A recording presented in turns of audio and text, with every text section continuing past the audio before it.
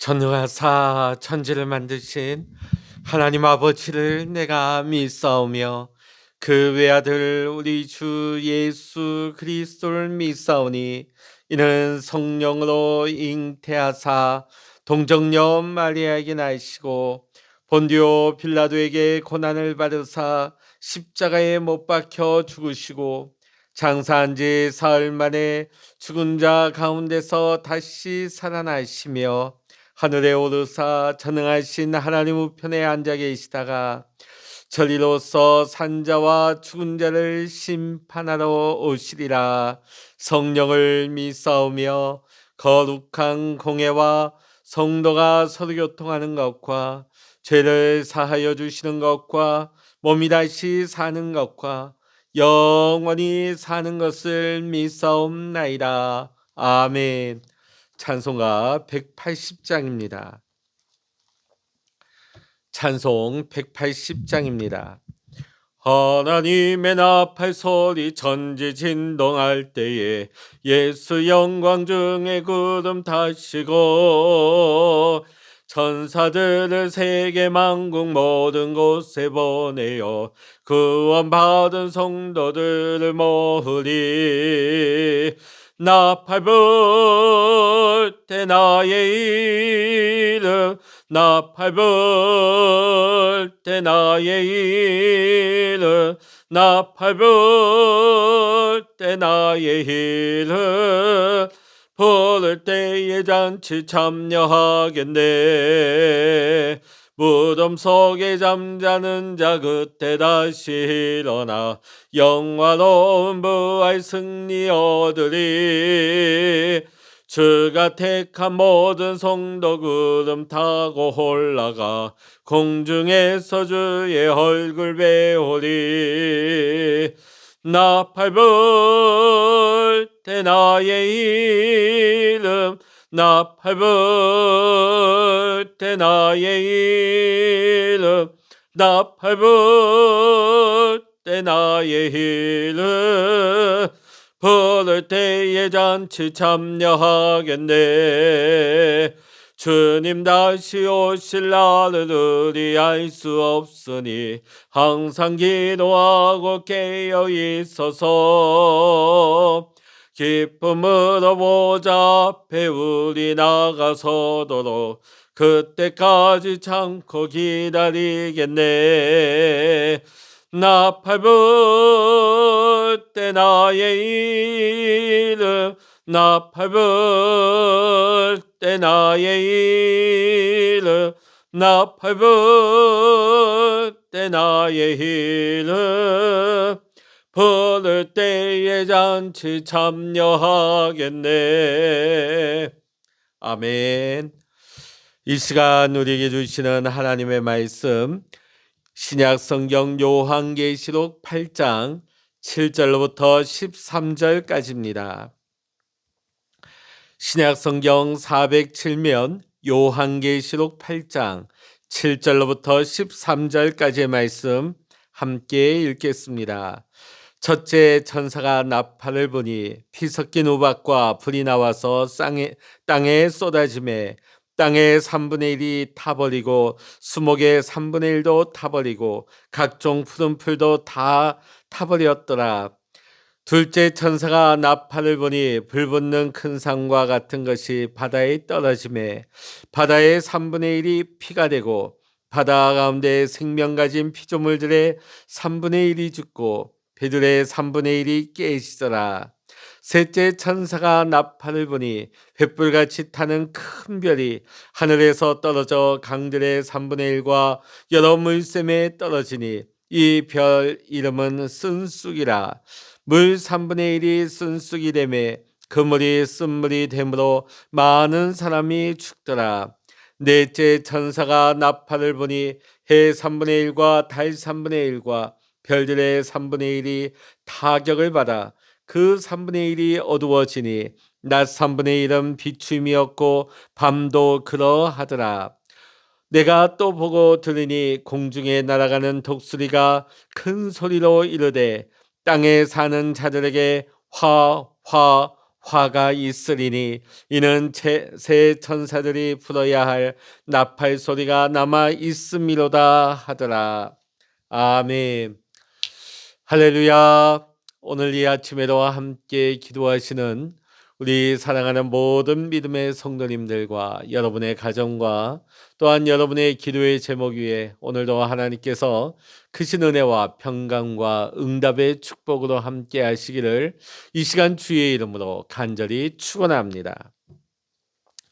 오늘 함께 읽은 본문은 일곱인의 재앙이 끝나면서 시작되어진 일곱 나팔의 재앙에 대한 말씀입니다. 먼저 7절의 말씀 보면 첫째 천사가 나팔을 불자 피 섞인 우박과 불이 이 땅에 쏟아졌다고 말씀하고 있습니다.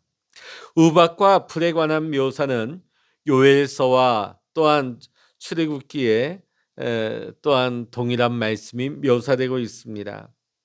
특히 출애굽 당시에 애굽 왕 바로가 하나님의 명령을 계속해서 거역하자 하나님께서 애굽전에게 내렸던 일곱 번째 재앙과 매우 비슷합니다. 특히 여기서 우박은 하늘에서 내리는 얼음 덩어리입니다. 신약 성경에서는 오늘 요한계시록에만 등장을 하고 구약 성경에서는 요소 여러 군데 자주 등장을 합니다.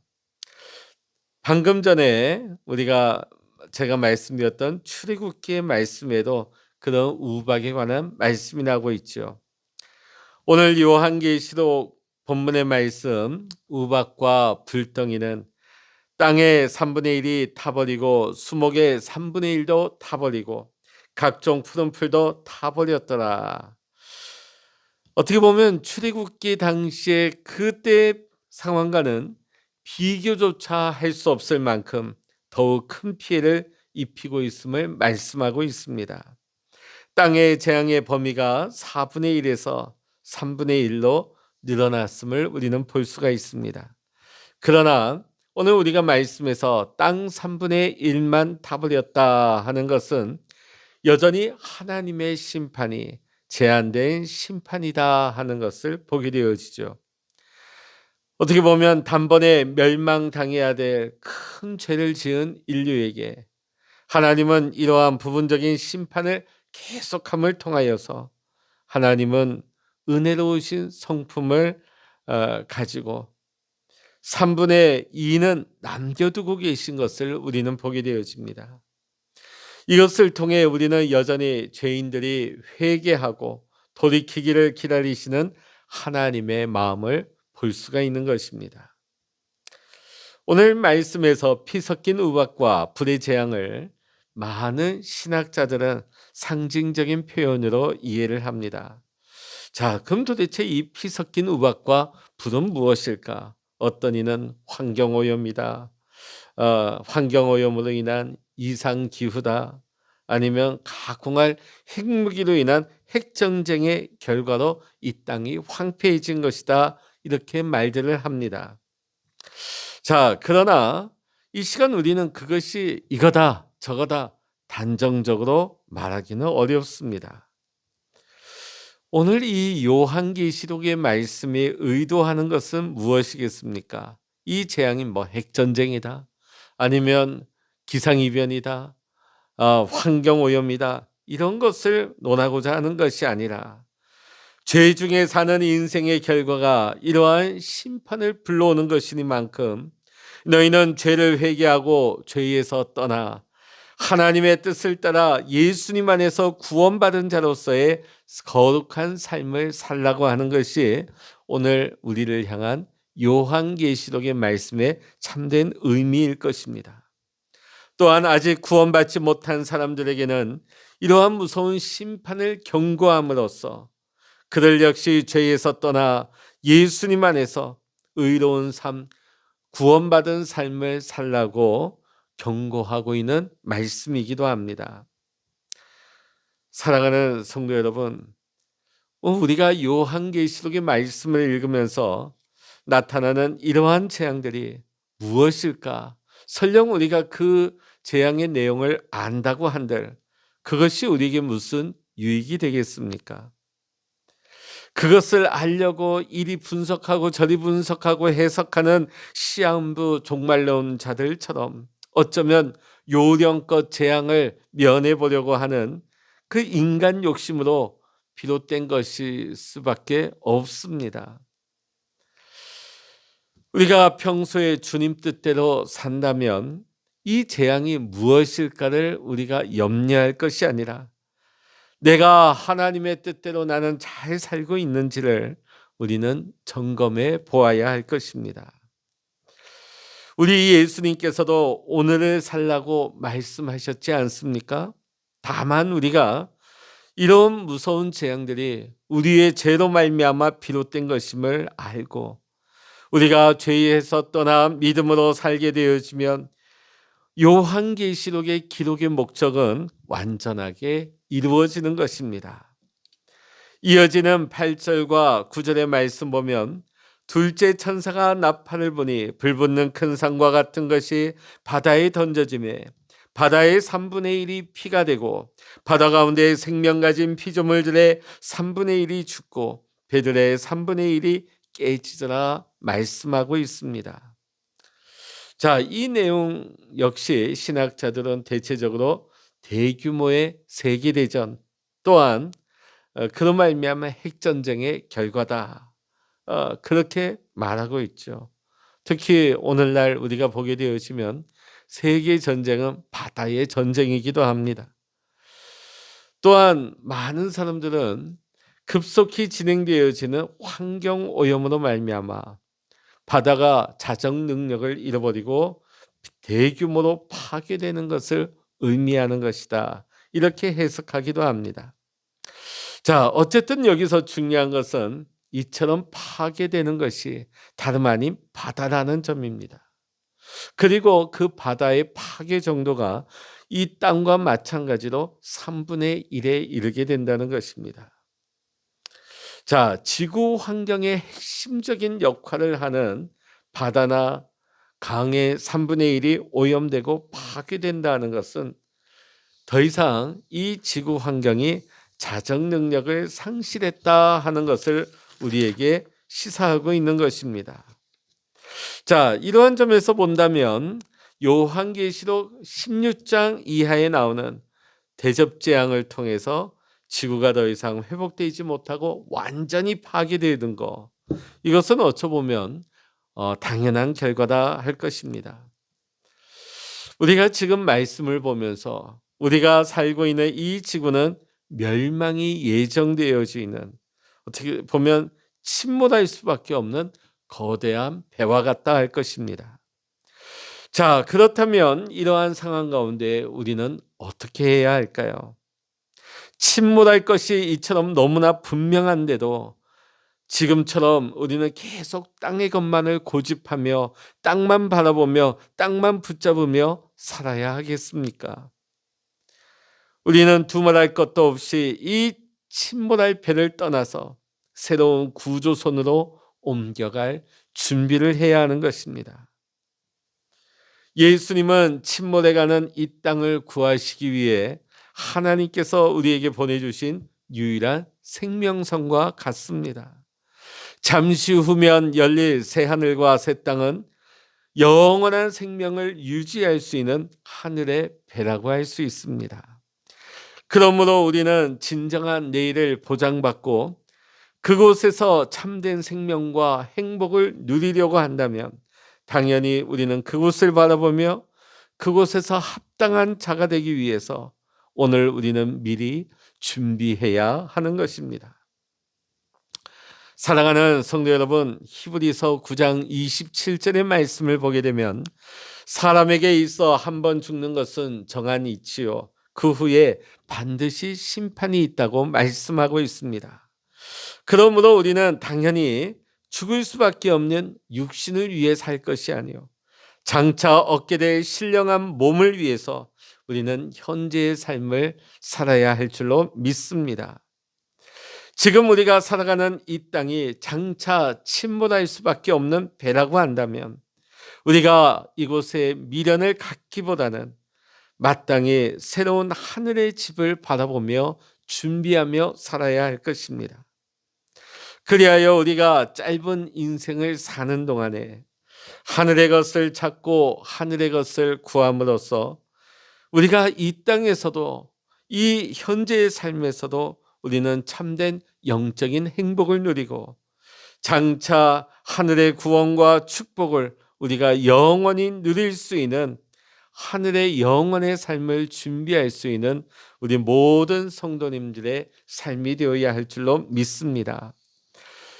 10절과 11절 말씀 보면 셋째 천사가 나팔을 부니 횃불같이 타는 큰 별이 하늘에서 떨어져 강들의 3분의 1과 여러 물샘에 떨어지니 이 별 이름은 큰 쑥이라. 물의 3분의 1이 쓴 쑥이 되매 그 물이 쓴 물이 되므로 많은 사람이 죽더라 말씀하고 있습니다.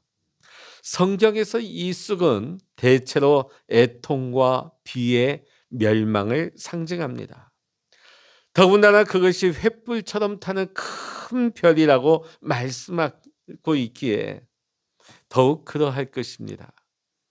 그러므로 우리는 셋째 나팔 재앙은 강물 또 샘물, 지하수 등이 극심하게 오염되어서 수많은 사람이 질병으로 고통받고 사망하는 것을 의미한다 할 것입니다. 이에 대해서 신학자들 역시 핵전쟁의 재해 또 인간의 욕심으로 인한 환경 파괴로 해석들을 많이 합니다. 12절의 말씀 보면 넷째 천사가 나팔을 부니 해의 3분의 1과 달 3분의 1과 별들의 3분의 1이 타격을 받아 그 3분의 1이 어두워지니 낮 3분의 1은 비춤이 없고 밤도 그러하더라. 이는 마태복음 24장 29절에 예수님의 예언의 말씀을 기억나게 하는 말씀일 것입니다.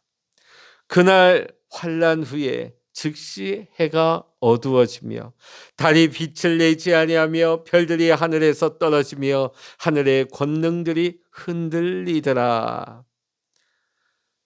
그런데 사실 중요한 점은 그 결과 우리가 사는 이 땅이 어떻게 될 것이냐 하는 것입니다. 여러분, 태양은 모든 생명과 에너지의 원천입니다. 그리고 달과 별은 빛으로서 밤을 밝혀주는 존재입니다. 자, 그런데 오늘 태양과 달과 별들이 이와 같이 타격을 받아서 3분의 1이 그 빛을 잃어버리게 된다면 이 땅의 에너지, 이 땅의 빛의 원천이 차단되어서 이 지구는 어둡고 암울한 곳이 될 것입니다.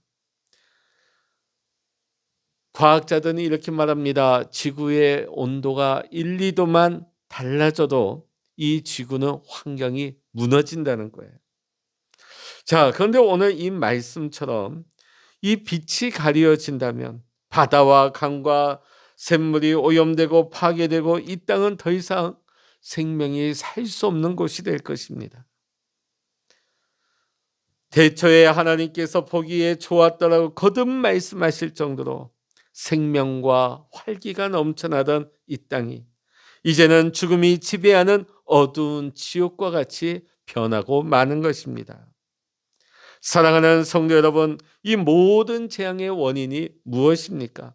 바로 우리의 죄입니다. 오늘 우리는 요한계시록을 읽을 때마다 우리를 향하신 하나님의 경고의 말씀을 깨닫고 죄에서 속히 떠나는 저와 여러분이 다 될 수 있기를 주의 이름으로 축원합니다.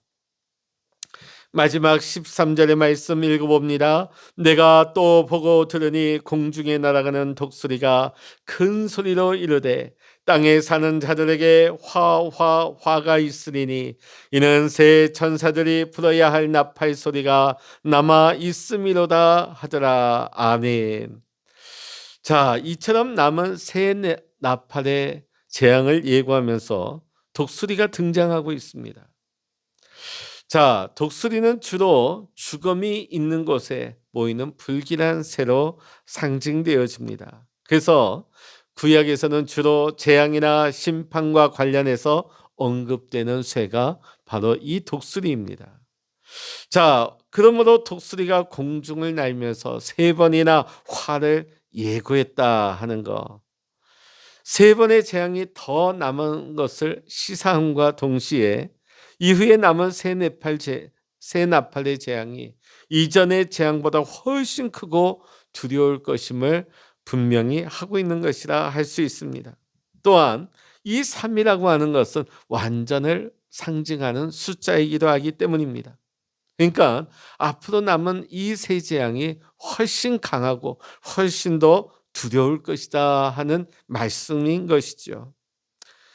그러므로 우리는 이 독수리의 예고를 중심으로 해서 이전의 7인 재앙과 이후에 나팔 재앙들을 연결시켜 본다면 한 가지 분명한 결론을 내릴 수가 있습니다. 재앙이 진행되면 진행될수록 심판의 강도는 점점 더 크고 두려워진다는 것입니다. 자, 그런데 이는 어찌 보면 너무나 당연한 일일 것입니다. 이 모든 재앙들이 마치 자녀를 낳기 위한 산모의 출산의 고통과 같이 마지막이 가까울수록 이 재앙들의 빈도와 강도가 점점 커지는 것은 당연한 일일 것입니다. 그러므로 우리 성도들은 이러한 재앙들을 접하면서 더욱더 깨어 믿음을 굳게 하고 새롭게 하라는 오늘 요한계시록을 통한 하나님의 음성을 우리는 들어야 할 것입니다.